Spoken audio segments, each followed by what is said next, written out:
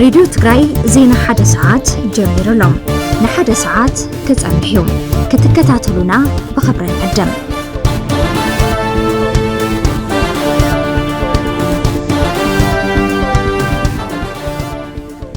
سلام تعنا بالله يا برحقون كربان كوينكم فنو راديو تግራይ تكتاتلو زلخم كبراتن فتواتن سمعتنا مدلو حدا ساعات زعلت تجميرو كيروس قبر سلاسي زين حدا ساعات زعلت نامرحو مس ملابلات راديو تግራይ حبيركم كصنحيم اب وشتي مدلو حدا ساعات زعلت كاب زحزنا يمتحستوتاتن غليوم نابخون كنبل زلاق مفتح صقم تمزابلتي اب زحصر وان ناب مربوتو مملاس كم زخونه امباسادور امريكا بإثيوبيا حبيرو مالو اتي بفلمان ندسو زرزر ازعلتيو لعلنات حقي بزيكا نصان زي شراون تكالات فتحيا يرغاغصني لو محبره طبقات تግራይ اب زين حدا ساعات كدسسيو ኮሚሽን ሰው መሰላት አፍሪካ አብ ትግራይ በሰንከተ ጽንተታው ኩናት ተፈጸሙ ጥሕሰታት ሰው መሰላት መልኪቱ ንዝቀረበ ክሰድ ሚጽሎ እዚውን አብ ዜና ሓደ ሰዓት ክንርዮይና ሱዳን ቀዳማይ ሚኒስትር ከምዝ ተሸሞላን ወደበ ጥዕና ዓለም 2.1 ቢሊዮን ዶላር በጀት ከምዝ ተሓተተን ዝድህሱ ሓበሬታታት ድማ ካብ ወፃን ምልከቶም እዮም ካልኦት ዋናዋን ጸብጸባ ስፖርት ድማ አብ ጊዜ አየር ስፖርት ክቀርብ ምርጫኹም ድምጽ ሕስ መጻሮሪ ትግራይ ጌርኩም ሰናን ተቀጽልኩም ናይዚዮምን ካልኦትን ዛዕባታት ብሓጸርቲ ትኩሳት ሓበሬታታትን ዝርዝርን ብምዝማድ ናባኹም እናቀረብና ንጸንሕና ምስ ድምጽ ሕስ መጻሮሪ ትግራይ ሰናይ ጻንሒት ክኾነልኩም እናተመናኹ ናፍቲ ብፈለማ ዝሓስኩ ሓበሬታ ዝዕለት ከስግረኩም ኮሚሽን ሰው መሰላት አፍሪካ አብ ትግራይ በሰንከተ ጽንተታው ኩናት ተፈጸሙ ጥሕሰታት ሰው መሰላት መልኪቱ ንዝቀረበ ክሰድ ሚጹ አብ ልዕሊ ትግራይ እንተጋሩን ዝተፈጸሙ ግፈታት ፍትሕን ተሓታትነትን ንኸረጋገጽ ወሳነ ስጉምቲ ምዃኑ ድማ ሰለስተ አህጉራውያን ትካላት ሕጊ አብ ዘውጽዎ መግለጽ ሓቢሮም ኣለው وتوم ليغال اكشن وورلدوايد محبره طبقات بان افريكان ديفو فويس اند بليمتون استوحالو ثلاثه هاغراوያን ተጣበቅቲ ሰው መሰላትን ሕግን ኮሚሽን ሰው መሰላት አፍሪካ አብ ትግራይ ዘጋጠመን ዝቀጽልን ዘሎ ሰፊሕ ገሰ ሰው መሰላት ዝምልከት ዝተኻሰሰ ጉዳይ ዝሓለፈ ዓርቢ ሸሞቶ ጉንበት 2017 ዓመተ ምህረት ብፍሉይ ዝኾነ ወግዓዊ መስራሕ አካይዱ ክብል ገሊጾም በተወሰኸውን በተጣበቅቲ በخفال ድምጽ መሰኻኽር ኣብቲ አህጉራዊ መድረኽ ከም ተሰማዕተ ገሊጹ ኢትዮጵያ ክሳብ ሕዚ ነቲ ብኮሚሽን አፍሪካ አብ ወርሒ ጥቅምቲ 2015 ዓመተ ምህረት ዝወፀ ግዚያዊ ስጉምትታት ከተተግብር ኣይካለትን ዝበለቲ መግለጺ ካብ ፍርዶ ወጻእ ዝፍጸመ ቅትለት ስቅያት ጸተው ዓመጻትን ንሰራሕተኛታት ሰዋዊ ረድኤት ዒላማ ምግባርን ከተቋረጽ ዘዘዘ ስጉምትታት ከተፈጽም ከም ዘይካለቲ ገሊጹ فصاميت سرحت كاله ليغال اكشن وورلد وايد ويدما لو زخونت انتونيا ملفي اتي مسرح فردين ايثيوبيا طرح زي كونس نمحبرسب عالم قفعتات بسقطا كقبر كم زي خلن كوميشن سوا مسلات افريكا ابيتوتا نمسمع زوسدو سقمتي فتحين مرغغاص رزين ملختي زحلفن مخانو بمحبر كاب كوينات تግራይ ዝድሓኑ ሰባት ክራአዩ ክሰምዑን ክእመኑን አብዚነ ውሕተ ጸበየም ንሕና ድማ ገበነኛታት ተሓተቲን ምግባር ሰዋ መሰላት ደጊምና ንምርግጋጽን አህጉራዊ ሰዋዊ ሕግን ምኽባርን አገዳስ ስጉምትን ወስዳለና ክትብል ገሊጻ ዋና ካይደ ስራሕ ማእኸል ጠበቃታት ፓን አፍሪካ ዶናልድ ዳያቦ ወገኑ አብ ብዙሓት ከባብታት ኢትዮጵያ ጎንጽታትን ግፍዕታትን ከምስተፈጸሙ ተዓዚብና ኣለና ይኹን እምበርቲ ካብ 2013 ዓመተ ምህረት ጀሚሩ አብ ትግራይ ዝተፈጸመ አዚ ዘስካሕኽ ነይሩ ስለዝኾነ እዚ አቤቱታ ሰማዕ ድማ ብስርዓት ሰው መሰላት አፍሪካ ነዞም ጎንጽታትን ምፍታሕን ንምረምን መድረኽ ከምውን ቅድመ ኩነት ዘቐምጥ እዩ ክብል ገሊጹ ليغال اكشن وورلدوايد ويدمالو اب افريكا كمون اب ماخلاي مبرقن دوسيان قسات سوا مسلاتن زتفصمم قدياتن محبرسباتن حقاو حق الذهب طبقات سوا مسلاتن كيلاتات حقن زحقف ناصانن مخسب زي سرحن تكال مخانونيو تغليص زلو كم صبصب غبرز غابير هايلو نفتي زغلصل حبريتان تنسقف توسمعتي امباسادور امريكا بإثيوبيا ايرفين ماسينغا اب واناو زعباتات نمزتاي لوكنتات تمزابلتي نمعزابن ناب كتما شرن داسلاسه كم زاتو تغليصلو امباسادور ايرفين ماسينغا على 10 تخلته غنبتي 2017 عام تمرت اب كتما شرن داسلاسه علم لخا معرفو نفرتي مجر جنرال حلايلو مارايان تبصحو مكتل رسم محدار تግራይ ايتي امانيل اسفا كنتيبا كتما شرن داسلاسه ايتي غمر مدينه ገብረ ዮሐንስ عبيت عدن أبوتات حيمانوتن دموق أكبابلا غيرم لوميوم እቶም አምባሳደር ሎማዓንቲ ኣብ ዋናው ዛዕባ ዲቦም ምስ ኣካላት ኣመራርሓ ጊዜያዊ ምሕዳር ትግራይ ምስ ኣመራርሓ ውድብ ሕወሓትን ምስ ኣዘዝቲ ሰራዊት ትግራይን ከም ዘተይውን እዩ ኤምሓት ሓቢር ዘሎ ከምኡውን ህልው ኩነታት ተመዛበልቲ ንምዕዛብ ኣብ ማእኸላት ማዕቆብ ተመዛበልቲ ማይድሙን ፍረስዋትን ዑደት ኣካይዶም እዮም بزبلنا مسيز تتحزن نفتي بفلما نريو زرزر زعلت كسقركم أمبسادور أمريكا بإثيوبيا أرفين ماسينغا أب كتما شرندا سلاسة زكايد وعدوت كاب زلوم عصبا زناقف كخانة كم صبايو تمزابلتي زوا معرب تكراي قليز أمالو نصاب مصطفى طه قبر مسكال كيروس كم زسعب كهربايو أمبسادور أمريكا أب إثيوبيا أرفين ماسينغا أب استفلالي مأخرات معقوبة تمزابلتي عدت مكيادو لوت أجمع تمزابلتين مجنزاب كم زحجز أبى كتما شرندا سلاسي زركو تمزابلتي زوا معرب تجري يزاربو. أمبسادور أمريكان نوزي متيو فتشو بأكل خير الناس مثلا أقدم كم سجني يفتي. سلذي أنا خلص زخير لوت كسرات من جزار تموليشو من هالنا حمشت عمت مد عيد بيت أمريكا. نحنا هزي تقرأ كم هزي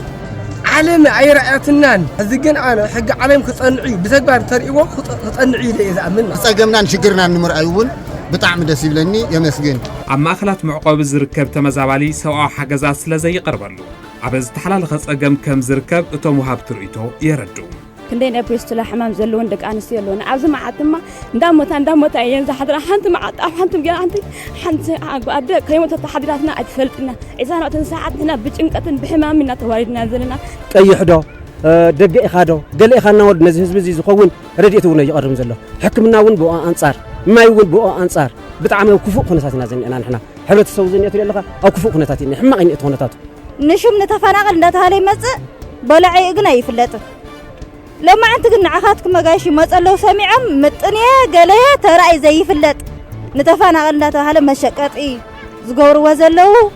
بالطعمي زوجي الناس حرنا نزلوا نحنا قلنا بزي أوري قلنا نيزجابير لما أنت كنا شعت تخيلو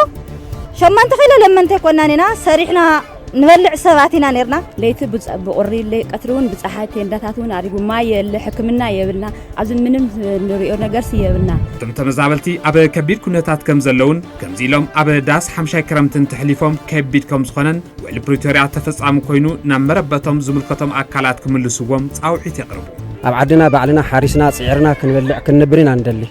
أنت زي كوينو 4-5 عامات مولو أوزي أبتشكان أماين ترجعنا بصحين بقرنا مكران بلع زلنا سلازي حزن دليان إحنا نعدنا من اللاسية. ورحي سونا عندها تقنص إذا خير زلوا. أي حقين كأخا إذا خين كأخا عندها تهالي عندها تقنص إذا خير زلوا. تاخد كعس فرق خلو نقال فرق خلو نايت مثل بحنت الجار نا سفر يمزونا نمن ياخدكون نساون من ممكن فلتين خلينا نحنا نبلقن بتاوع المسرت نجزانا ملصنا قابز لما نازي أوت ونزهز بخو. بجاهم سمعنا ملصنا إنا نبل. سرحنا إحنا بلع كافتيش عندازي. عاوزيهم نبوتنا خوصلنا ساعات تخيل خلنا برد يكون عندنا إحنا عفتاريقنا نبل الله عدنا خملسنا ذخرم يبلنان أب حمامين بشجرن أب طميتن بطمأتن حكمنا يبلنا بما يكون حيات الرئيس اللامبر ما يبلنا أو قاريطنا نحنا أب سجمنا نركب أب شجرنا نركب نحنا بسلام بقلطف عدنا نكون عطو شكلنا نكون بلع بزي أن الله كابزوهم عرب تجري تمزابيلهم أب كتما شرندا سلاسين كوابيون أب استفلالي مأخلات معقوب زللو وجنات بسنكي عصبة معلتاو نموتي سات حكم زلون كابزلهم مكرا زناقف حسوس فتح كم صبيدو ما حبيرهم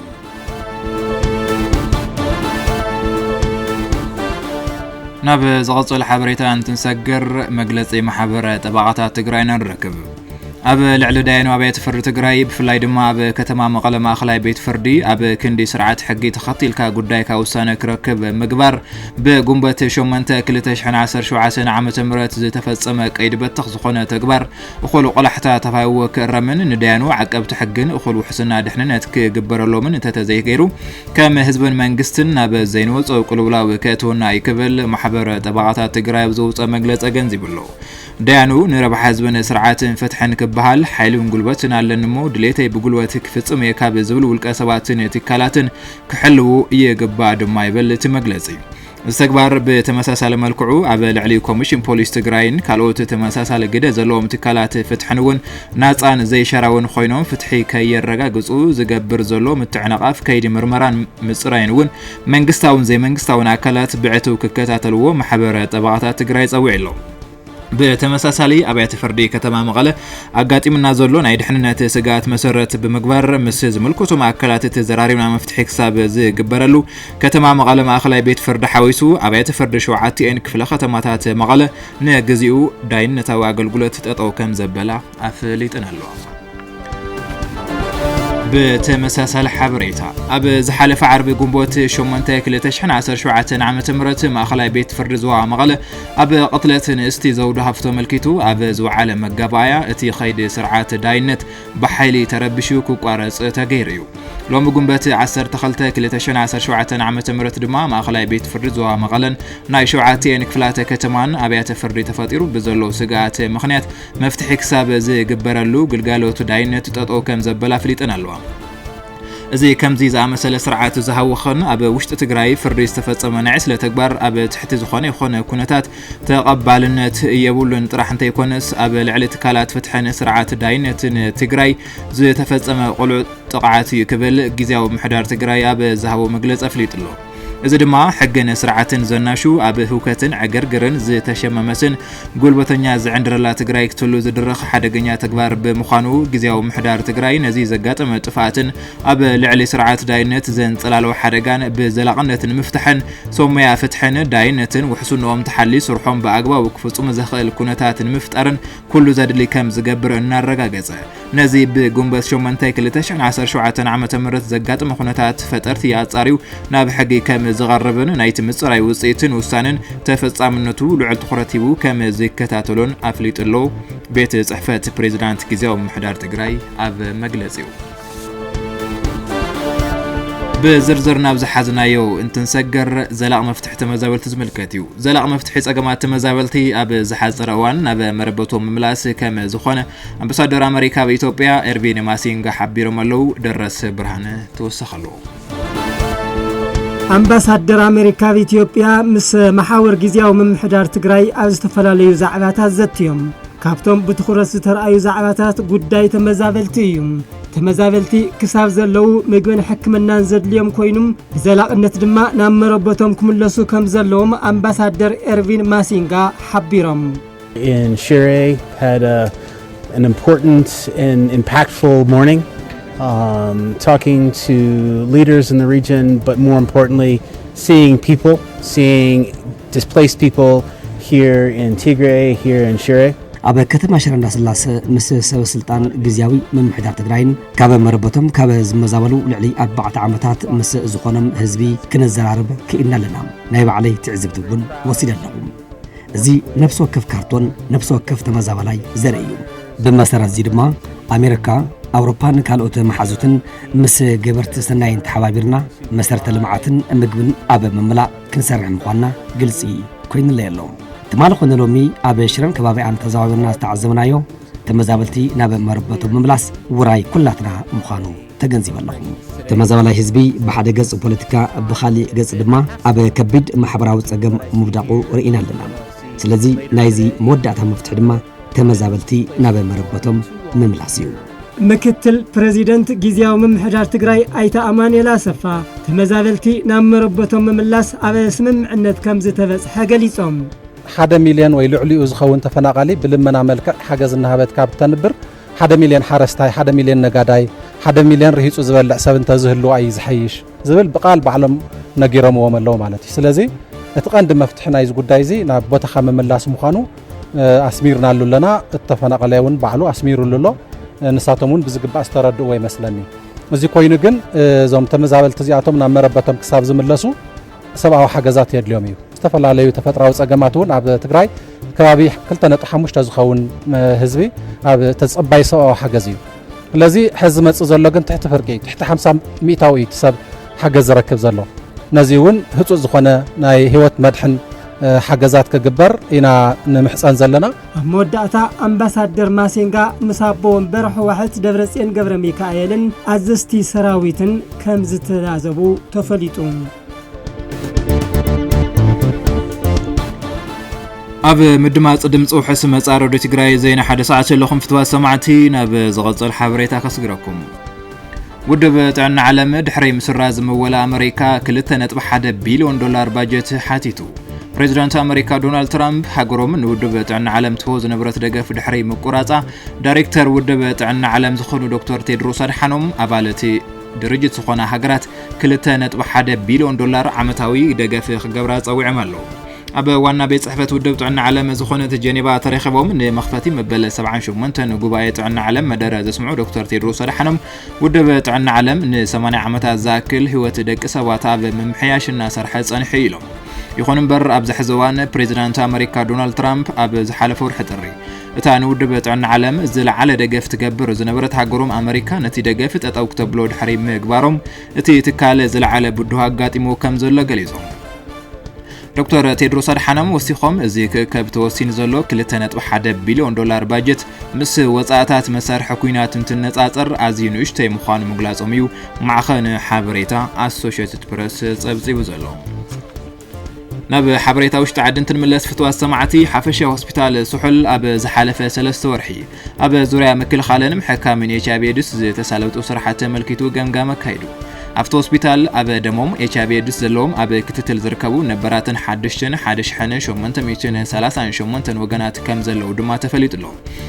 11 ግንቦት 2017 ዓመተ ምህረት ኣብ ዝተሳለጠ ካብ ዝተፈላልዩ ሶሞያ ሆስፒታል ስሑል ዝተውጻጹ ኣብ ዝተረኸበሉ መድረኽ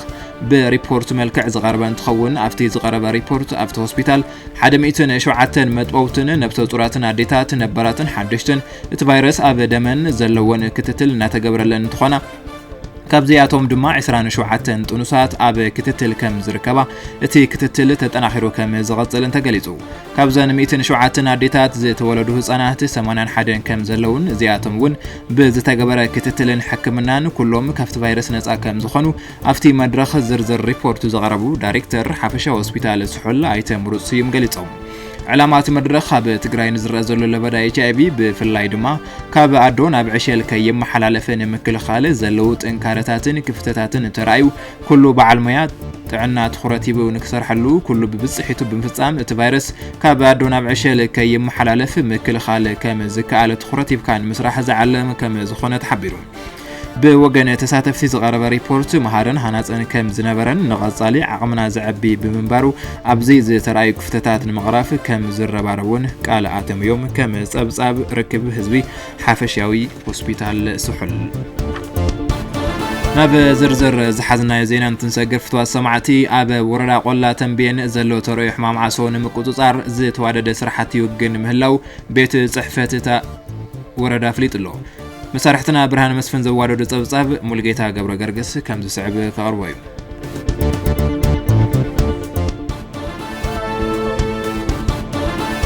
أبز حلفة قوعز الترأي زرقح لبدا حمام عسو أبز وقت ونكي قاطمام مكل خالة حمام يسرح كم زلو حلاف بيت صحفت عنا وردا قولا تنبين آيتا هاي لسلاسة كيدانو يحبرو تعصو كنا تاتي وقت اللو ايو عندما مش كل عنا بيرو بمتحوار نوردنا عنا سمويا بموجودات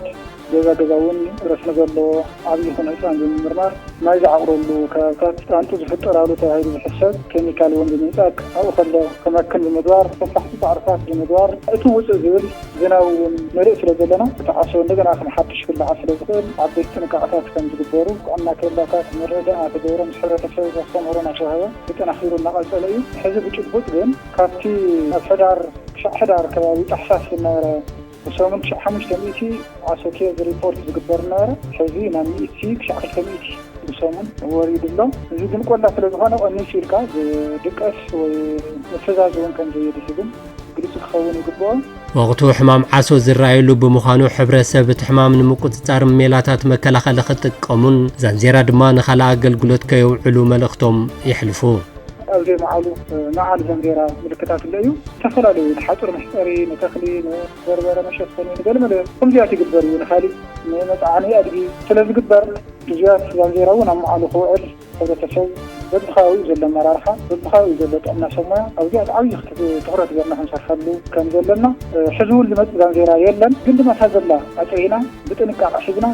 ተዳውን ናሰፈና ክንጥቀመላ ከም ዘለና ኣብዚ እውን ቅድሚያ ንህፃናት ንነፍሰ ጡራት ኣዴታት ንጡት ኣዴታት ንሽማግለታት ቅድሚያ ብምሃብ ዛንዜራ ብኣግባቡ ክንጥቀም ከባቢና ድማ ክነፅሪ ዝኾነ ናይ ዘዕቑሩ በልዕታት ድዮም ካልኦት ኣረጊት ጎማታት ድዮም እዚኦም ምፅራይ ዓበይቲ ዒላታት ኮይኖም እውን ምዝራግ እዚኣት እንተገይርና ዓርሶም ቁፅጣር ስለንኽእል ሕብረተሰብና እውን ክገብር ከሎ በብደረጃና ልናሰሞያ እናመራርሓ ድማ እዚ ብኣግባቡ ክንመርሕ ከም ዘለና የመላእክቲ ክሕልፍ ዝደሊ ማለት ሕብረተሰብ ምልክታት ሕማም ዓሶ እንተርእዩ ኣብ ቀረቡ ናብ ዝርከብ ጣብያ ጥዕና ብምኻድ ብኣጋ ክሕከም ኣይተ ሃይለ ስላሴ ይፅውዑ ዓብዪ ይኹን ቆልዓ እንድሕር ተራሲኑ እንድሕር ዘንቀጥቅጦ ተምላስ እንድሕር ዝገብረሉ ቁርጥማት ዘለዎም ምልክታት እንድሕር ሃልዮም ዓሶ ክኸውን ስለ ዝኽእል ቀልጢፉ ናብ ሕክምና ክኸድ ናቲ ምኽሪ እውን እንመኽሮ ናይ ጥዕና መሓውር እውን እቲ ናይ መድሓኒት ድልውነት ክህልዎ ናይ መመርመሪ ድልውነት ክህልዎ ኣብዚያት ምስራሕ ከም ዘድልየና እዩ እቲ ሓበሬታ ክህብ ዝደሊ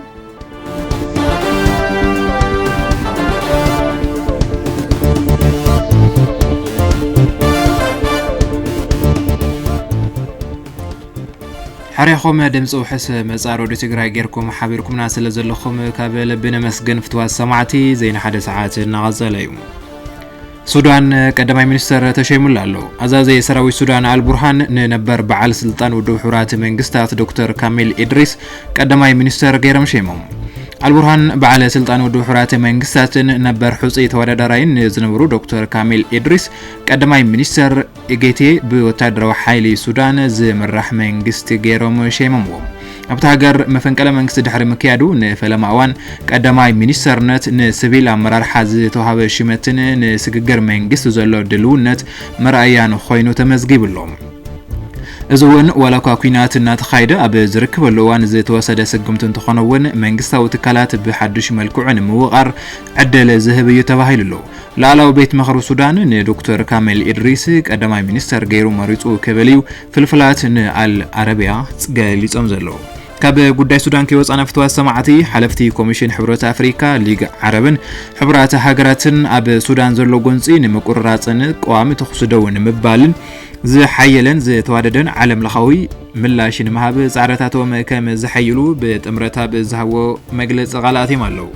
እቲ ኣብ ዘቀረባዋን ኣብ ባግዳድ ዝተኻይደ ዋዕላ ሊግ ዓረብ ኣብ ሱዳን ዘካይድ ዘሎ ውግእን ዓመጹን ደውን ምባል ሰቃይ ህዝብ ሱዳን ንምቅላልን ዕንቅፋት ዘይብሉ ሰው ተወጻሕነት ንምርግጋጽን ከምኡውን ቋምን ኩለመዳውን ተኽስደውን ምባል ኣብ ዘኽእል ዘተ ንምብጻሕን ዝዓለመ ምዃን እዩ ድሕርቲ ዘተ ዝተዘርግሐ መግለጽ ዘመላኽት እተን ሰለስተ ትካላት ላዕላውነት ናጽነትን ግዛኣታዊ ሓድነትን ሱዳን ከምኡውን ፍራስ ሃገራዊ ትካላት ሃገር ንምክልኻል ዘለወን ጽኑዕ ተወፋይነት ዳግመን ኣረጋጊጸን ኣለዋ እዚ ሕዚ ዘካይድዎ ዘለዉ ጻዕርታት ንውሳኔታት ውድብ ጸጥታ ሕብራት ሃገራት ኣዋጅ ጅዳን ውሳኔታት ሕብረት አፍሪካን ሊግ ዓረብን ማእኸል ዝገበረ ምዃን እዩ ኣዲስ ስታንዳርድ ኣብ ድሕረ ገጹ ኣስፊሩ ዘሎ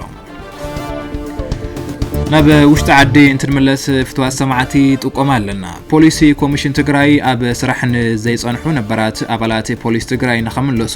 ጻውዒት ገይሩ ከም ዝነበረ ዝዝከር እዩ ይኹን እምበር ንጹር ዝምለሱሉ መዓልቲ ኣይነጸረን ነይሩ ሎሚ ኣብ ድሕረ ገጽ ኣስፊርዎ ከም ዘሎ ሓበሬታ እንትኾይኑ ድማ ጻውዒት ዝተገበረሎም ነበራት ኣባላት ፖሊስ ዝኣትውሉ መዓልቲ ዕላው ገይሩሉ ኮሚሽን ፖሊስ ትግራይ ቅድም ከብል ኣብ ስራሕን ዘይነበሩ ነበራት ኣባላት ፖሊስ ጻውዒት ብዝገብሮ መሰረት እቲ ጻውዒት ዝምልከተኩም ኣካላት ዕለት 15 ጉንበት 2017 ዓመተ ምህረት ናብ ኮሌጅ ፖሊስ ትግራይ ቀጽሪ ፈለግ ዳዕሮ ክተኣትውን ብፍሉይን ብዝተፈላለየ ጸገማት ዝተንጠባጠብኩም ኣባላት ድማ ዕለት 16 ጉንበት 2017 ዓመተ ምህረት ንኸተኣቱ ጸዊዕ ኣሎ እቲ ትካል ወሲኹ ከም ዝሓበሩ ኣብቲ ዝተነጸረ መዓልቲ ዝኣቱ ኣባል ዘይተኣናገድ ምዃኑ ተገንዚቡ ኣብቲ ዝተጠቐሰ መዓልቲ ጥራሕ ኣቲኹም ሪፖርት ክትገብሩ ኮሚሽን ፖሊስ ትግራይ ጻውዒት ኣቕሪቡሎ በዘቢልና ናፍቲ በዘርዘር ዝሓዝና ዜና እንትንሰግር ትግራይ ኣትያቱ ካብ ዘላ ፖለቲካዊ ቁልውላው ንምውፃእ መንገዲ ግቡጥ መንጎኝነት የድልያ ክብሉ ውድብ ናጽነት ትግራይ ኣብ ዝሃቦ መግለጽ ፍሊጥሎ መሳርሕትና ተስፋይ ታደሰ ተወሰኸ ኣለዎ ቤት ምኽሪ ውድብ ናጽነት ትግራይ ብዕለት 9 ታሽዓይ ወርሒ 2017 ኣቆጻጽራ ግዝ ኣብ ዘሳለጦ መደበኛ ጉባኤኡ ኣብዚ ሓድሽን ዝተሓላለኸን መድረኽ እዚ ውድብና ክሕዞ ዝግባእ ስትራቴጂካዊ መርገፅን ኣብዚ ሓዘ ፅሑፍ እውን ተማይጡ ኣፅዲቑ መርገፂኡ እውን ግቡጥ መንጎኝነት ወይ ድማ ካልኩሌትድ ኒውትራሊቲ ክኸውን ብዕሊ ወሲኑ ኣሎ ኣብዞም ፎቲና ክንስውአሎም እንኽእል ብሄራዊ ዛዕባታትና ጥራሕ ሸኺልና ኣብ ቅድሚ ዞም ዕማማት እዚኦም ዝፀንሐና ዝኾነ ይኹን ሓይሊ ቀዳምነት ሂብና ንቃለሶን ንብሄራዊ ረብሓናን ህላወናን ክንብል ዋጋ ክንከፍል ፍቓደኛ እንኾነሎምን ዛዕባታት ምዃኖም ክፍለጥ ይግባእ ርክብ ከም ህዝብን ከም መንግስትን ክንገብር ንግደድ እኳ እንተኾንና ምስ ጀኖሳይድ ዝፈጸሙልና ሓይልታት እንገብሮ ዝኾነ ይኹን ጽምዶ ግን ቅድስና ክህልዎ ኣይኽእልን ከም ተጋሩ ይቕሬታ ኣብ ዘይተሓተትናሉ ካሕሳብ ዘይረኸብናሉ ፍትሒ ኣብ ዝተኸላእናሉ ጉዳይ ምስ ዘመፅነቲ ሓይልታት ተፃመድቲ ኮይና መሳሰይቲ ኮይና ክንርከብ ከም ህዝቢ ሞራል ዘይብሉ ህዝቢ ክብሪ ዘይብሉ ህዝቢ ንገብሮ ከም ዘለና ህዝቢ ክንርዳእ ይግባእ ምስ ኢትዮጵያ ዝበሃል ስርዓት ግን ሕጋዊ መትከላዊ ርክብ ምግባር ብፕሪቶሪያ ቢልካ ብሕገ መንግስቲ ኢትዮጵያ ቢልካ ዲፕሎማሲያዊ ፅዕንቶ እንዳፈጠርካ ስምምዕ ፕሪቶሪያ ምፍፃምን እታ ንብርቲ ትግራይ ናብ ንቡር ቦታ ምምላስን ግዴታ እዩ እዚ ሸበድበድ ዘይኮነ እዚ ልመና ዘይኮነ ናይቲ ስርዓት እውን ግዴታ እዩ ግዛኣታዊ ልዕላውነት ትግራይ ተመዛበላይ ህዝቢ ሕገ መንግስታዊ ቁመና ትግራይ እዚኦም ክገብር ከምልስ ዝኽእል ዓቕሚ ህዝባዊ ቅቡልነትን ኣመኔታን ዘለዎ ብሄራዊ ሓድነት ዘምፅእ መንግስትነት ምትካልን መትከላዊ ኮይንኻ ኣብ ቅድሚ ዓለም ጠጠው ምባልን እቶም እንኮ ሕርያና ክኾኑ ዝግብኦም ናይ ሕዚ ወድዓዊ ኣጀንዳታትና እዮም ኣብ ሰሞያ ሕጊ ብፍላይ ድማ ዳያኑ ዝበፅሕ ዘሎ ፅዕንቶ እውን ዝፍለጥ ነፃ ኮይኖም ፍትሒ ከረጋግፁ ስርሖም ከይሰርሑ ዝግበር ዘሎ ምፍርርሓትን ዓፈናታትን ብቃልዕ ክነውግዞ ዝግበአና ጉዳይ ናብ ዝቐፅል ሓበሬታ እንትንሰገረ ፍትዋ ሰማዕቲ ናብ ጋዛ ዝወስድና ሓበሬታ ኢና ንረክብ ኣብ ወሽመጥ ጋዛ ብዝተፈጸመ መጥቃዕቲ ነፈርቲ 5 ጋዜጠኛታት ከም ዝተቃተሉ ተገሊጹ ኤጀንሲ ኣናደሉ ንፍልፍል ሕክምና ጋዛ ብምጥቃስ ኣብ ወሽመጥ ጋዛ ብዘጋጠመ መጥቃዕቲ ነፈርቲ እስራኤል 5 ፍልስጤማውያን ጋዜጠኛታት ከም ዝተቃተሉ ኣብ ድሕረ ገጽ ኣስፊሩ ዘሎ ኣብ ከባቢ ጋዛ ኣብ ዝተፈላልዩ ከባቢታት ኣብ ልዕሊ ተመዛበልቲ ሰላማውያን ሰባት ብዝተፈጸመ መጥቃዕቲ ካብ ዝሞቱ እታ ሓንቲ ጓል ኣንስተይቲ ሪፖርተር ምዃና እውን እዩ እቲ ጸብጻብ ዘመላኽት ካብ ወርሒ ጥቅምቲ 2023 ኣብ ቁጻጽር ኣውሮፓውያን ጀሚሩ እስራኤል ኣብ ልዕሊ ጋዛ ኣብ ዘካየደቶ መጥቃዕቲ ቁጽሪ ዝሞቱ ጋዜጠኛታት ናብ 222 በፂሑ ከም ዘለየን ማዕኸናት ዜና ዓለምና ጸብጻባ ዝርከባ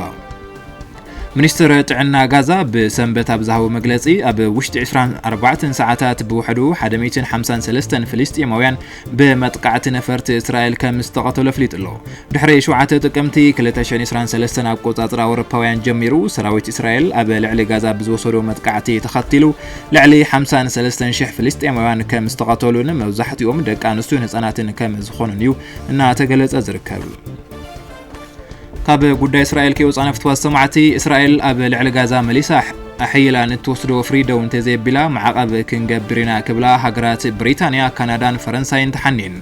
እተን ሃገራት ትማሊ ምሸት እስራኤል ኣብ ጋዛ ደጊማ ኣሕይላ እናወሰደቶን ትርከብ ወታደራዊ ፍሪደው እንተዘይቢላን ኣብ ልዕሊ ሰብኣዊ ረድኤት ንዝተገበረ እገዳ እንተዘይልዕላን ጭቡጥ ስጉምቲ ከም ዝወስዳ ጠንቂቐን ኣለዋ ሰለስቲአን መዳርክቲ ሃገራት ኣብ ዝሃበው ጥንኩር መግለጺ እስራኤል ኣብ ልዕሊ ጋዛ ትገብሮ ወታደራዊ ፍሪ ኣትሪረን ከም ዝቃወም ኣፍሊጠን ቀዳማይ ሚኒስትር እስራኤል ቤንጃሚን ኔታንያሁን ኣብ መወዳእታ ዝሓለፈ ሰሙን ኣብ ጋዛ ወታደራዊ መጥቃዕቲ ዝኸፈቱ እንትኾኑ ነዚ ስዕብ እውን ን11 ሰሙናት ኣብ ግዛኣት ፍልስጤም ዝነበረ ረድኤት ደው ክብል ክኢሉ እዩ ኮይኑ እውን እስራኤል መላእ ግዛኣት ጋዛ ሙሉእ ብምሉእ ንምቁፅጻር ከም ትደሊ ገሊጻ ኣብ ጋዛ ንዝርከቡ ፍልስጤማውያን ግና ረድኤትን ክቐርብ ፍቓድ ኣፍሊጣ ክብል እዩ ዩኤፒኣይ ጸብጺቡ ዘሎ ብሪታንያ ካናዳን ፈረንሳይን ናይ እስራኤል ዓርሳ ናይ ምክልኻል መሰል ከም ዝድግፎ ገሊጸን እቲ እናተገብረ ዘሎ ግን ተመጣጣነ ስጉምትን ሰብኣውነት ዘኽበረን ኣይኮነን ክብላ እየን ኮኒነኖ ዘለዋ ፍልፍል ሓበሬታና ሲኤንኤን እዩ ناب زغزل بزرزر زحزنا زينا تنسجر محبر لمعة تجراي مثل لومين أسفن استوهالة تكال جبار سناي بمتحبر أبا زوادون دوام مبرق تجراين زركبو شعة 210 شعة تمهرو تتكامتي زجبر مرها جبر تمرت علا وغيرلو ما صارحتنا سلماوي تجبر عملاقة توسخلوا محبر لمعة تجراي مس لومينوس فندس تبعها تكال جبار سناي بمتحبر أب زوبادوبن دوب مبرق تجراي زركبوت شعة 210 شعة تمهارو تربح زجبر مرها جبر تمرتي علا وغيرو اتوم تمهارو بسنكتي أب تجراي تولعت انت تاوكينات تمرتي زحالفهم كوينو بتي مرها جبري داقم تمرت زرخ بولو بايتا تمشاتشو مهلاو التحبابري بروغرام تمرت محبر لمعة تجراي اي تولدا جبر هاوريا قليصوم بريتوريا وعد مسفرارمه مس لمناس فند استغال دوار سناي بحوار بمخان ازوادو عامي تشحي 16 عام تمرت جمرنايو بروجكت እዚ ፕሮጀክት እዚ ካብ ትምህርቲ ወፃእ ዝነበሩ ህፃናት ናብ ማዕድ ትምህርቲ ክመጽኡ ምግባር ንሳቶም ዓቕሚ ከዕብዩ ናይ ፍልጠት ክእለት ምንባብ መሰረታዊ ክእለታት ዝበሃሉ ጨቢጦም ክወፁ ናይ ምግባር ስራሕቲ ኢና ተሰርሐ መጽኡ ሎም ዓመት ኸ ወረዳ እንዳመኾንን ኣብ ወረዳ እንዳርታን በሓባር ኮይና ኢና ንሰርሖ ዘለና ማለት እዩ ድምር ግን ከም ካልኦት ህፃውንቲ ግን ከም ዘለዎ እዮም 919 ህፃውንቲ ኣብ ማዕድ ትምህርቲ ኣለው እዚ ንፈተናውን ድልዋት ናብ ምግባር ዓቕሞም ዘለዎም እዮም ኣብ ኤልፒ ውን ናብ 5600 ዝኣኽሉ ህፃውንቲ ኣብቲ ባይታ ብመንግስቲ ሰፖርት እናተገበሮ ይኸይድ ኣሎ ክልቲኡ መጨረሻኡ ማዕረ እዩ ዝውድእ ኣብ ሰነ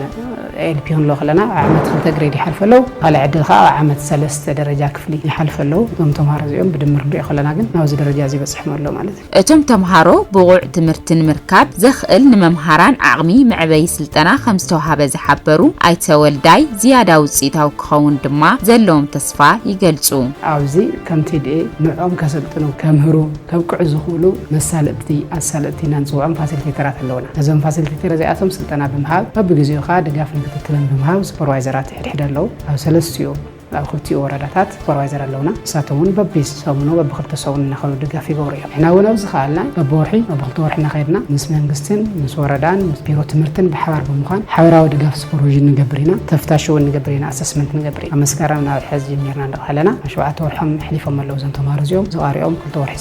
እስካብ ሰነ ዘሎ ደረጃ ኣብ 2 ወርሒ 10 ወርሒ እዮም ዝወድኡ ዝተሳለጠ ትምህርቲ ኣስቢሕና እንድሕር ዘይዓሚምን ኣሉ ብዙሓት ተምሃሮ ካብ ትምህርቲ ወፃኢ ዕድሚኦም ሓሊፍዎም ከምኡ ኮይኖም ክነብሩ ይኽእሉ እዮም 14 13 ዕድመ ዘለዎም ቶም ህፃውንቲ ናይ ዕድሚኦም ገደብ ትምህርቲ እንድሕር ሓሊፎም ድሕሪ ናብ ማዕድ ትምህርቲ ክመፁ ስለለይኽእሉ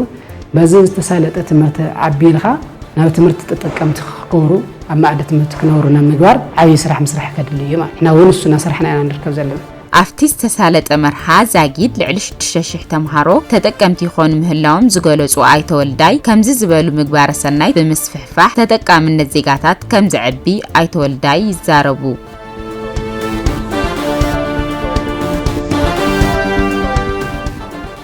زين حدا ساعة زعلتها بمكتتال لكم فتوى السماعتي حزدما صبا سبورت غربو لغزي اير بزحنا صبا سبورت قصل اليوم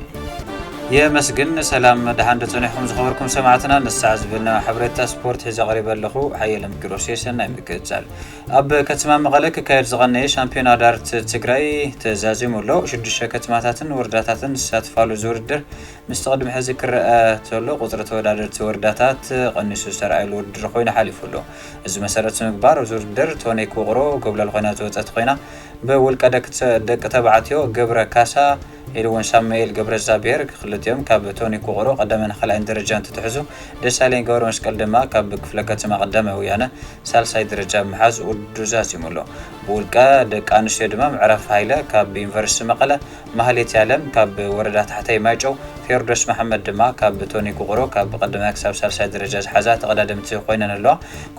كوميشنر سبورت تግራይ وزارو مبرات حفتو يلون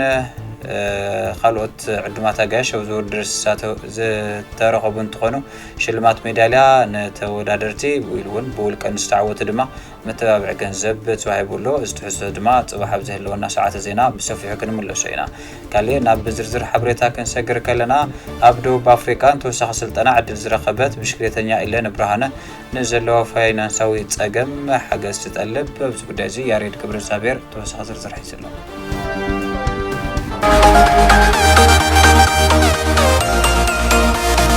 ፕሮፌሽናል ተጫዋቲት ልክኾን የፅዕር ነይረ ሓዝ ለግን በቃ ለሃቡታት ይጸጋግ على خويله يحسب هم الى رئيس سلامون كو بتاع فقر ناي سايكل نيرني اسكا حزله قصرل يدلي ኣብ ትግራይ ስሕት ኢሎም ኣብ ዝረኣዩ ውድድራት ብሽክሌታ ሰገናት ወይ ድማ ማውንቴን ሽማ ኣብ ቅድሚት ዝጥቀስን ብቕዓታ እናደመቐ ዝመጽእ ዘሎን ኢለኒ ብርሃኑ ምስ ፕሮጀክት ሙሉ ብርሃን ሃይለ ማርያም ድማ ትስልጥን ኢለኒ ኣብ ውድድር ዓመት ጽቡቕ ዓቕሚ ከም ዝረኣየት ትዛረብ ስልጠና ብዙል ወሰድኮ መጠን ሓሪፍ ውጤት ናምጻኹ መጽአ ኣብ ኣክሱም ውጤት ናምጻኹ መጽአ አንደኛ ናውጻኹ መጽአ ኣብ ወላይታ ኸይደለ ሃሙ አንደኛና ክልተ ግዜ አንደኛ ናይ ክለብ ካልኣይ ወፂና ኢና حريف وطيت نامصنا بسلطنا توهاونا يمطن سلنسرح حريف وطيت نامصنا ببقعتن كእለትን እዛ ተቀዳዳሚት ዝተኣማመን ኣሰልጣንያን ወናንን ፕሮጀክት ብሽክሌታ ሙሉ ብርሃን ሃይለ ማርያም ኩሎም ዝተሳተፈትሎም ውድድራት ዝዓመት በዓወት ያዛዚማ ይብል ኢለኒ ብርሃኑ ያው ናይ ሙሉ ብርሃን ሃይለ ማርያም ፕሮጀክት ብሽክሌታ ተቀዳዳሚት ኮይኑ ግና ኣብዛ ዓመት ዝገበረቶ ውጽኢት ኣብ ኩለን ወረዳታት ቀዳማይ ዛዚማቶ ስለዚ ብዚ ኣጋጣሚ ኢለኒ ንፍዕቲ ጎበዝ ተወዳዳሪት እዛ ሰገን ተርእዮ ዘላ ብሉጽ ብቕዓት ዝተዓዘበ ሕብረት ብሽክሌታ ዓለም ወይ ድማ UCI ናብ ደቡብ ኣፍሪካ ዝርከብ ማእኸሉ ንዝበለጸ ስልጠና ዓዲምዋ ኣሎም ይኹን ደኣ እምበር ኢለኒ ናብ ዝማእኸል ክትጓዓዝ ዘለኒ ፋይናንሳዊ ዓቕሚ ትሑት ብምዃኑን እቲ ስልጠና ንብዙሓት ሰገናት ኣፍ ደገ ዝኸፍት ብምዃኑን ሓገዝ ይጠልብ ትብል ኩላት ማውንቴን መጀመርያ መኽፈት ይኮን ካልኣይ ነገርለ نعي أو كلو كجني كان كعبي كان أو زي عبيتي اللي بقى أبوز حوتي تنسأنا ولا عويت سلالي لز فيدريشن حجزنا زمت إنه للعد لو ساوث أفريقيا الكاد للني حجز أرشي ولدي صقماتيهم نعي له هون وعلى مصدرنا وعنا لنبله فزلا وزلا أو تكريتي زمت إلى له حجزوا لكيلي ናይ ጽባሕ በዓልቲ ተስፋን ዓቕምን ብሽክሌታ ትግራይ ኢለን ብርሃኑ ብሰንኪ ፋይናንሳዊ ሕጽረት ካብ ስልጠና ከይተርፍ ዓቕሚ ዘለዎ ክሕግዝ ጻውዒት ኣሰልጣኒ ሙሉ ብርሃን ሃይለ ማርያም እዩ እዛ ህፃን እዚኣ ያው ዕድል ናይ ሳውዝ ኣፍሪካ ስልጠና ስለ ዝመፀላ ብዝጋጣሚ ንኢለኒ ብርሃኑ ትራንስፖርት ናብ ሳውዝ ኣፍሪካ ባዕል ክኢልኪ ክትመፂ ተባሂላላ ስለዚ ኣብ ሳን ገንዘብ ዝኾነ ዘይተወዳደረትሉ ተተሪፋ ናታ ቆልዓ ዕድል ንድሕሪት ክውሰድ ስለ ዝኽእል ተስፋ ንኸይትቆርጽ ብዝጋጣሚ ያው ዝምልከቱ ኣካል ኩሉ ክሕግዛ ጻውዒተ የቕርብ ተቀዳዳሚት ኢለኒ ብርሃኑ ብሰገናት ካብ UCI ዕድመ ስልጠና ዝረኸበት ፈላሚቲ ተወዳዳሪት እያ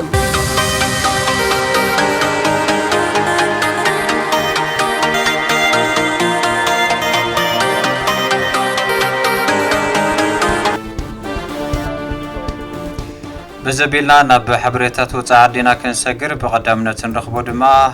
قداي بالمرق انجليزي بخون صوتات بالمرق انجليز ناب مزام قصوم يخدو كم زلو زفلطيو كز مسارات نكبر بزحلفه قدام مالتيو صوت ايفي كاب فصامه صوتا زنبرن غانتات كريستال بالاس يلون مانشستر سيتي اتيب تسعسو كايدو تحجلن زنبر مرها قبري نلوم عنتين صوت انك كايدا از مسارات نكبر غانتا مانشستر سيتي اميدا اتحاد ستاديوم مس غانتا برنموت صوتاك تكايدا بزحلفه بكريستال بالاس تسعرا وانچا اف كاب انجليز سمنطلت غانتا مانشستر سيتي مصاود درعمت اب مدرخ چامبيونز يوروب انستاف زلو عدل سفيح كم زخونه تفلاتيو تحسعتون بسان 5 نطبي اب شرشه درجه تركب غانتا اب تنالو مع صوتا عوض صغن عن تقوين دما ناب سالساي درجه كديبيا اب صوتا زون ماتيو كوفاچس بسنك ماسيتي مطراطر كم زخونه سلطان بيب غارديولا አረጋግጦሎ በርማውዝ ቦገና በ53 ነጥቢ አመበል 11 ደረጃ ተርከብ ቆይና عوض ተመዝግባ ድማ ናብ በታሽዓይ ደረጃ ክዲብ አካብቶ ተሰኺ ኣብ ሜሊዮን ስታዲየም ድማ ኣብ ናይ عوض ሓጎስ ተርከብ ጋንታ ክሪስታል ፓላስ ምክንያቱ ድማ ዋንጫ ኤፍኤ ካፕ ሙሳዳ ስዒቡ ሎም ምሸት ድማ ነቲ ጽዋዕ ድሕሪ ምጽምባላ ምስ ጋንታ ወልቭስ ክትገጥምያ ኣብ ሜዳ አሰልሃረስ ስታዲየም ማለት እዩ ስለዚህ እዞም ጾታ ዚዮም خلتهم ሰዓት 4 ጅሙር እዮም ቢልመረግ እንግሊዝ መጻሰን በደማ ፈጸምታ ከም ዝረከብ ዝፍለጥዩ ካል ሓብሬታ ጉዳይ አብዱላይ ዶከሬ ኣብ ሞዳታ ዙር ድራመት ምስ ጋንታ ኤቨርተን ከም ዝፈላለ ተረጋግጸሎ ዝወድ 32 ዓመት ማእኸል ተጻዋታይ እታ ጋንታ ንዝሓልፉ 5 ዓመታት ሰብታ ጋንታ እና ጻዋታ ከም ዝጸነሐ ዝፍለጥዩ ሕዚ ድማ ግዜኡ ኣኺሉ ምስታ ጋንታ ከም ዝፈላለ አረጋግጸሎ ምስታ ጋንታውን ብርክዝ ዝበሉ ድሙቃት ዘይርስዑ ግዜታት ክሕልፍ ዝኻለ ተጻዋት ምዃኑ ዝዘከርዩ ዝሓለፈ ወድ ዓመቱ ነታ ጋንታ ክትወርድ ብቀልቀል በጽሓ ግን ድማ ኣብ ሞዳታ ብዝነበሩ ጻዋታት ወሰንቱ ጎላት ምቕጻሩውን ወሳኒ ተጻዋት ኮይኑ ናዘለቀ ከም ዝነበረ ዝፍለጥ እዩ ጉዳይ ሌስተር ሲቲ ክነልዕል ከለና ብፋይናንሻል ፌር ፕሌይ ማለት እውን ጉዳይ ወፃን ኣታውን ዘይምጣን እታ ጋንታ ክትቆጽዕ ከም እትኽእል እናተገለጸ ይርከብ ቲ ዘሎ ናይ ፋይናንሻል ፌር ፕሌይ ሕጊ ድማ 1.5 ሚልዮን ፖንድ ልዕልኡ ክሳራ ከተኣናግድ ኣይግበአካን ዝብል ሕጊ እዩ ንዕልኡ ከም ዝተኣናገደት ብፍላይ ናይ ታጋንታ ኢንፍራስትራክቸር ኢሉ እውን እቲ ዘሎ ሪፖርት ናይ ፋይናንሻል ጉዳይ ማለት እዩ ሪፖርት ዘይምግባራውን ዝተሓዝዮም ቅድሚ ሕዚ ጋንታት ኤቨርተን ኢሉ እውን ኖቲንጋም ፎረስት ብነጥቢ ከም ዝተቐጽዓት ዝከረ መወዳእታ ድማ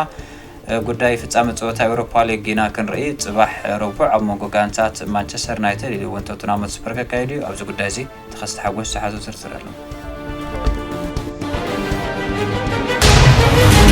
ድሕሪ 1971 ዘመኑ ውድድር ንፈለማ እዋን ኣብ ፍጻመ ኤውሮፓ ሊግ ክልተ ጋንታታት እንግሊዝ ዝዓመዙ ተራኺበን ኣለዎም ቶተንሃምን ወልቨርሃምፕተንን ኣብ ዝተራኸባሉ ኣብ ምድብ እንግሊዝ ዝተሳለጠ ጸወታ ፍጻመ ቶተንሃም 2-1 ተዓዊታ ምጽዋዕ ኤውሮፓ ሊግ 1971 ዓቲራ ምንባር ይዝከር ድሕሪ 53 ዓመታት ድማ ጋንታታት ቶተንሃምን ዩናይትድን ኣብ ስፔን ከተማ ቢልባኦ ስታዲየም ሳን ሜሜስ ኣብ ፍጻመ ክራኸባያን እዚ ጸወታ እዚ ንክልተን ጋንታታት ዓብዪ ትርጉም ዘለዎም ኣብ ፕሪምየር ሊግ እንግሊዝ ኣብ ታሪኸን ዝደኸመ ዓመት ዘሕልፋ ዘለዋ ጋንታታት ቶተንሃምን ማንቸስተር ዩናይትድን ኣቋራጭ ተሳትፎ ሻምፒዮንስ ሊግ ኣውሮፓ ዘውሕሰለን መድረኽ ብምዃኖም ትኩረት ኣፍቀርቲ ኩዕሶ እግሪ ኮይኑሎም ክልተን ጋንታታት ኣብ ኣህጉራዊ መድረኽ ኣብ 1963-64 ዘመን ውድድር ተረኺበን ጋንታ ማንቸስተር ዩናይትድ ብድምር ውፅኢት 4-3 ተዓዊታ ናብ ቀጻሉ ዙር ምሕላፋ ዝዝከር እዩ ኣብዚ ዓመት እዚ ኣብ ዝተረኸባሎም ሰለስተ ኣጋጣሚታት ድማ ጋንታ ቶተንሃም ኣብ ሰለስቲኦም ዓወታ ብምዝጋብ ብልጫ ኣለዎም ኣብ ሰለስተ ግጥማት 8 ሽቶታት ተቆፂራን ኣብ ምክልኻል ጋንታ ማንቸስተር ዩናይትድ ቶተንሃም በአንጻሩ 3 ሽቶታት ጥራሕ ተቆፂርዎም ኣብዚ ኣህጉራዊ መድረኽ ድማ ኣብ 14 ግጥማት ጋንታ ማንቸስተር ዩናይትድ ስዕረት የጓነፋን 9 ግዜ ተዓዊታ 5 ግዜ ድማ ማዕረ ተፈላለየን ናብ ፍጻመ በጽሕላ ቶተንሃም ድማ በተመሳሳለ ዓወት 3 ማዕረን 2 ስዕረትን መዝጊቦም ኣብ ፍጻመ ተረኺበን ኣለዋ ክልተን ጋንታታት ቶተንሃም ድሕሪ 2007-2008 ዘመን ውድድር ኣብ ሊግ ካፕ ማለት እዩ ፈላማይ ጽዋዕን ምዕታርያም ግጥማ ከተሳለጥ ኣብ ኣህጉራዊ መድረኽ ድማ ድሕሪ 40 ዓመታት ናብቲ ክብሪ ንምብቃዕ ወሳኒ ጸወታ ከተካይዳ ጋንታ ማንቸስተር ዩናይትድ ዋላዳም ኣብ ፕሪምየር ሊግ እንግሊዝ ጉዕዛኣ ንድሕሪት ኮን እምበር ኣብ ታሪኻ ግን ኣብ መድረኽ ኣውሮፓ ንታሽዓይ ግዜ ኣብ ፍጻመ በጽሓ ዘላ ጸወታ ጋንታታት ማንቸስተር ዩናይትድን ቶተንሃምን ኣብ መጻበብ ንዘለዋ ሰልጠንቲ ሩበን አሞሪምን አንጌ ፖስተኮግሉን እውን ወሳንነቱ ዝያዳ እዩ ሓደጋ ምስ ጓጎን ጸላልዎም ዘሎ ክልቲኦም ሰልጠንቲ ኣብ ተመሳሳሊ ጉዕዞ ቁልቁለት ኮይኖም ዝመርሕዎ ጸወታ ፍጻመ ስለዝኾነም ኣገዳሲ ምዕራፍ እዮም ኣብ ጸወታ እዚ ግድን ክንዕወት ኣለና እንተተሳዒርና ነገራት ኣብቅዕ ማለት እዩ ቶተንሃም 3 ግዜ ነተሳዒርና ናብ ዓመት እዚ ግን ዝያዳ ክንዳለ ገብረና እዩ እዚ ዓወት ደገፍትና ተሃንጥዮም ዝጽበይ ወስለ ዝኾነም ትርጉሙ ልዕል እዩ ርእይቶ ሰልጣኒ ጋንታ ማንቸስተር ዩናይትድ ሩበን አሞሪም እዩ ኣሰልጣኒ ጋንታ ቶተንሃም አንጌ ፖስተኮግሉ ወገኖም ኣገዳስነት እዚ ጸወታ ፍጻመ ርድዮም ጋንታ ቶተንሃም ኣብ ፕሪምየር ሊግ ዘለዋ ደረጃ ድኹም እዩ ስለዚ ኣብዚ በርክዚ ክትበጽሕ ይግባእ ነይሩ ዝብል ርእይቶታት እውን ኣለዎም ኣብ 50 ተርታ ኮይንካም ብምውዳእ ቦታኻ ውሕስ ምግባር እውን ይከኣል ነይሩ እዩ እዚ ጋንታ እዚ ግን ኣብ ፕሪምየር ሊግ 50 ኮይኑ ውድድር ምውድእ ትርጉም ኣይህልዎን ዋንጫ ከልዕል ኣለዎም ስለዚ ርእይቶ ሚድያታት ብዘየገደስ ኣብ ፍጻመ ተዓወት ኮይና ነገራት ምህዳእ ምርጫ እዩ ዝብል ርእይቶ እዮም ጸወታ ክልተን ጋንታታት ኣብ ስፔን ከተማ ቢልባኦ ምሽት ሰዓት 4 ክፍልም እዩ 20 minutes for him. His team were letting him down in front of our eye. It's a good enough tackle in terms of only leading to a corner. ዜናታት ስፖርት እዚኣቶም ነይሮም ሰናይ ምሽት زين حد ساعة زعلت هاب زي تزازي مفتوى سمعتي كيروس قبل سلاسي زين حد ساعة زعلت نمرح حبيركم صنيحة أب زلكم وسلام انتعنا نتمنىكم مس زترفوا مدبات راديو تقرايك حدقكم سلام